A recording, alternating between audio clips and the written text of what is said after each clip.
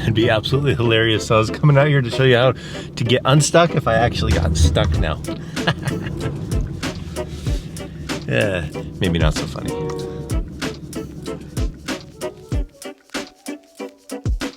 How's it going? I'm Jared Gillis. Welcome to another All About RVs. Today we're going to be talking about the topic of not being stranded out there in your RV. What are some of those things that we can do to plan so that we don't get stranded out there, those problems that come up? So we're going to be looking at gear, and we're going to be looking at a few ideas. Now, some of these ideas and the pieces of gear that we're choosing are going to be tailored because we have a truck and a fifth wheel. But a lot of these ideas and concepts will go across the board to many RVers. A lot of these ideas are actually coming from the overland community or the off-roading community. They have some great ideas so that you don't get stranded. So let's begin with the list. And the first thing that we have on our list is a good air compressor. If you want to get stranded in an RV, having a flat tire or a couple of flat tires can really end your trip or stall your trip out in a location very quick. For me, the idea of having an air compressor in your RV is very practical for more reasons than just being able to air up your tires so that you're not stuck somewhere.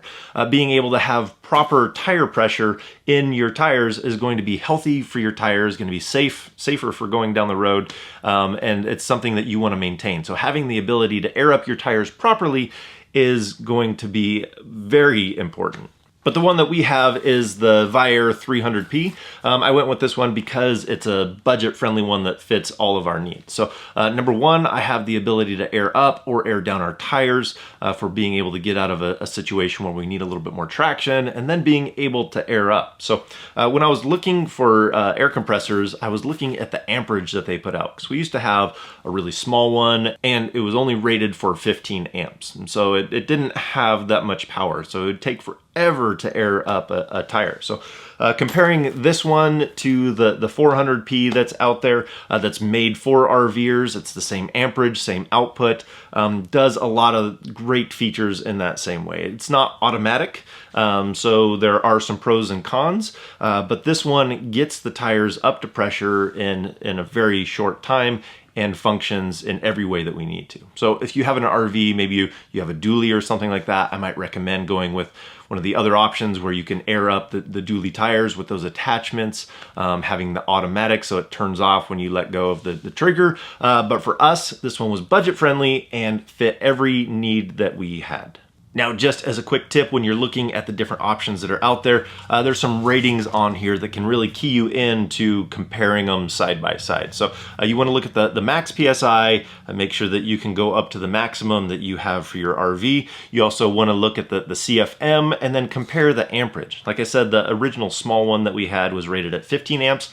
This one is rated at 30 amps, so you can significantly see that it's more powerful. So this has no problem getting us up to the proper PSI. This air compressor's been great for us. It has these clamps so we can connect it directly to the battery, either on the RV or on the truck. So it gives us that flexibility. You're gonna see this on the larger amperage air compressors, because if you just have an outlet where you're plugging into the 12-volt socket, you're usually not gonna get enough amps through that. So seeing a unit where you can just connect it directly to the battery to get power is what you're looking for to be able to air up these larger RV tires. Now, along with having a compressor on hand, I also like to keep a handful of tire plugs. Now, that'd be a temporary fix to get you out of a situation so that you're not stuck on the side of the road, so you can get to a place and have the tire fixed properly. But if you have a couple of tires that are punctured, being able to plug them so that you can get to that location to get it fixed could mean you being on the side of the road and not being on the side of the road. So we always have a spare and make sure that it's aired up properly. But if you have two tires that get punctured, it would be nice to have another option as a backup to be able to get you back on the road. So we keep those on hand for that backup. Now, the second thing on our list is being able to increase traction. Sometimes weather comes in and changes the conditions for where we're at, or we could be on loose and sandy type of ground, and we need to be able to get some traction so we can get some momentum going. So for that, like I had mentioned with the compressor, we have the ability to be able to deflate our tires if we need to. I know that sounds crazy, deflating your RV tires, but being able to air down your tires to the proper PSI so that you can increase traction might help you get out of that sticky situation. And then having the compressor when you get back on the solid ground, then you can use the air compressor to air up your tires to the proper PSI so you can go down the road again safely. But sometimes you need to dig yourself out of a hole or get a little bit more traction to get to solid ground. So that's where these tracks come into play. These are very popular with the overlanding community and going off-road. They give you a tremendous amount of traction. So they're a handy little device. Okay, now it's pretty obvious that we're not stuck here right now, but I wanted to be able to show you these tracks and the different ways that you can use them. So first off, you can use them as like a shovel, being able to scoop out that loose dirt that's around your tire that you've kind of been digging yourself into this hole. So you can remove some of that material so that you can give yourself a leg up, a way out of this hole. And then that gives you additional traction. So you can see the aggressive traction that they put on these things so that you can put that underneath your tire, wedge it underneath your tire, and give yourself the traction to get out of the spot that you're in. So you use it to dig out and to have the traction to get out. Now, I like the idea of these recovery tracks because if you're out there alone, you have the ability to dig yourself out and to be able to get that traction, even if nobody else is out there. It gives you an option to try something before you have to call somebody or call a tow truck. So there's a lot of great options out there for these recovery tracks. Max Tracks is the name brand of these, but these aren't the full-size ones. We did that because they fit really nice behind the seat of our truck, and I'd rather have something rather than having something too big that I don't end up taking with me. So these work well, and in a pinch, I would definitely give them a try. Now, as a price range, these were around 55 bucks, and full length ones you can get for around, I think, 60 or 70. The name brand ones go for around $300. So I'll put links down in the description to all the things that we're talking about today. Now, the recovery tracks are an excellent idea, but if you're out there and you have a friend, the third thing that's great to have on your RV is a recovery strap. So something that you can help rescue somebody else, or somebody can help rescue you in a situation to get pulled out of that wet grass or loose ground or whatever it is. If they can pull you to the solid ground that they're on, this can mean the difference between having to call a tow truck and be stuck out there for hours or just getting pulled out. So this is one thing that I really want to upgrade in our RV. For one, this is more of a tow strap. So that means that it doesn't flex. It's not going to have any dynamic properties to it. So the one that's going to be linked down below for my wish list is made out of nylon. So when you get to the end of the rope, it actually stretches, and it's a lot safer. It's better for pulling the vehicle, and it's just better all around. A good recovery strap will stretch. The other thing that I would like to have is some good hardware to be able to put on the end of these. And it comes in that kit that's on my wish list. Now, having good hardware is important too, because you don't want to just have a hook on the end of this thing where you connect it to a vehicle and risk having it come off. You could hurt somebody, you could damage your vehicles. So having a good, positive, solid connection with a recovery strap that will stretch will give you a better chance of recovering the vehicle that's out there, be safer, and better for your equipment. So that's why I would like to upgrade this and have the proper rating on it. So the one that I want is rated over 30,000 pounds, and it's only around, I think, 60 bucks, something like that. So it's not outrageous. Comes with the hardware, stretchable, all those good things. So fantastic option for getting unstuck. Now, the next thing on our list is being able to jumpstart your RV or your vehicle. So having those jumper cables on hand to be able to help somebody else, be able to help you if you have a dead battery.